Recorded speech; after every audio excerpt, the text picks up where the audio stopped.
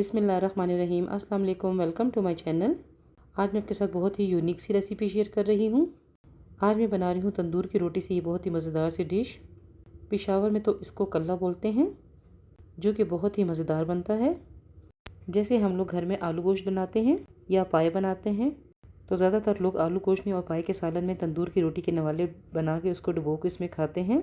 तो उससे भी ज़्यादा मज़ेदार ये रोटी का सालन होता है।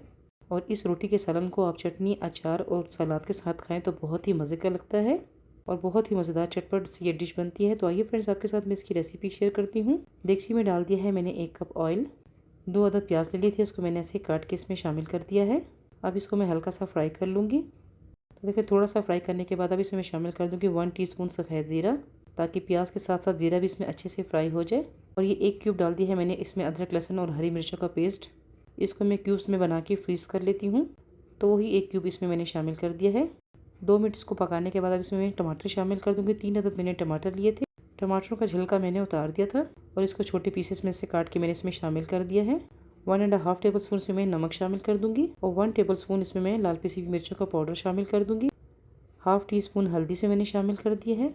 और अब इस मसाले को मैं अच्छे से मिक्स कर दूँगी। थोड़ा सा मसाले को भूनने के बाद अब इसमें मैं पानी शामिल कर दूँगी। तो ये 1 कप इसमें मैंने पानी शामिल कर दिया है, ताकि प्याज और टमाटर जो है इसमें अच्छे से पक जाए।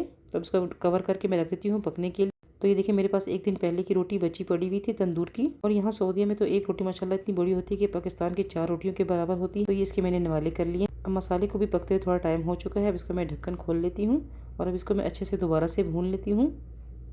और अब 4 अदद मैंने हरी मिर्ची ले ली थी, उसको मैंने ऐसे काट लिया है और उसको भी इसमें मैं शामिल कर दूँगी।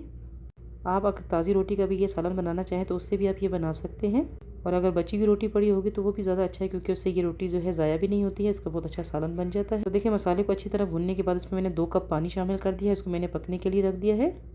तो देखिए, 5 मिनट तक इसको मैंने पका लिया था। अब ये सालन जो है बहुत अच्छे से पक चुका है।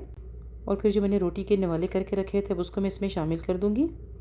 इस शोरबे में पानी इतना होना चाहिए कि रोटी जो है इसमें अच्छे से डिप हो जाए। और फिर इस शोरबे में 4 से 5 मिनट तक के लिए इस रोटी को मैं पका दूंगी, ताकि रोटी जो है इसमें अच्छे से सॉफ्ट हो जाए और शोरबे का पानी जो है वो भी इसमें अच्छे से ड्राई हो जाए। तो फिर ये बहुत ही मज़ेदार सा रोटी का सालन बन के तैयार हो जाता है। तो ये देखिए, अभी इसको 4 से 5 मिनट हो गए हैं पकते हुए। तो पानी जो है काफ़ी इसमें ड्राई हो चुका है।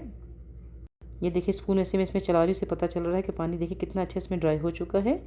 और अब इसमें डाल दूँगी 1 कप में बारीक कटा हुआ हरा धनिया। और अब इसको इसमें अच्छे से मैं मिक्स कर लूँगी। और देखिए, अब देखने में ही पता चल रहा होगा कि ये डिश कितनी अच्छी बनी है। मेरे घर में तो बच्चे और बड़े सभी इसको बहुत शौक से खाते हैं। और जब भी ज़्यादा कभी रोटी बचे तो वो ये कहते हैं कि इसका रोटी का सालन बना दें, जो कि बहुत ही मज़े का लगता है। तो ये देखिए, बहुत ही मज़ेदार से ये रोटी का सालन बन के तैयार हो चुका है। और उसको अब मैं प्लेट में निकाल लेती हूँ। और टेस्ट में ये बहुत ही मज़े का होता है। और अब इसके ऊपर मैं डाल देती हूँ लेमन, जिससे इसका टेस्ट जो है फिर और भी मज़े का हो जाता है। और फिर साथ ही इसके ऊपर मैं डाल दूँगी थोड़ा सा दही। आप भी एक बार इस रेसिपी को ज़रूर ट्राई करें और फिर इंशाल्लाह बार बार आप इसको बनाकर खाएंगे। और ये देखिए, साथ इसके मैंने थोड़ा रख दिया है अचार, जिसको देखते ही मुंह में पानी आ जाता है। और साथ ही मैंने थोड़ी सलाद भी बना ली थी, जो कि इसके साथ बहुत ही अच्छी लगती है। और ये देखिए, माशाल्लाह बहुत ही मज़ेदार सा ये रोटी का सालन बनके बिल्कुल तैयार है। आप भी अपने घर में बनाएं इसको, गरम गरम ही इसको सर्व करेंगे तो ये बहुत ही मज़े का लगता है। तो फ्रेंड्स, कैसी लगी आपको मेरी आज की रेसिपी? उम्मीद है आपको मेरी आज की रेसिपी ज़रूर पसंद आई होगी।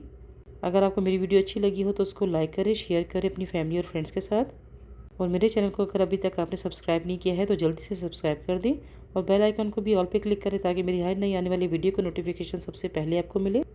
दुआओं में ज़रूर याद रखिएगा। फिर मिलूंगी इंशाल्लाह किसी अच्छी सी रेसिपी के साथ। अल्लाह हाफिज़।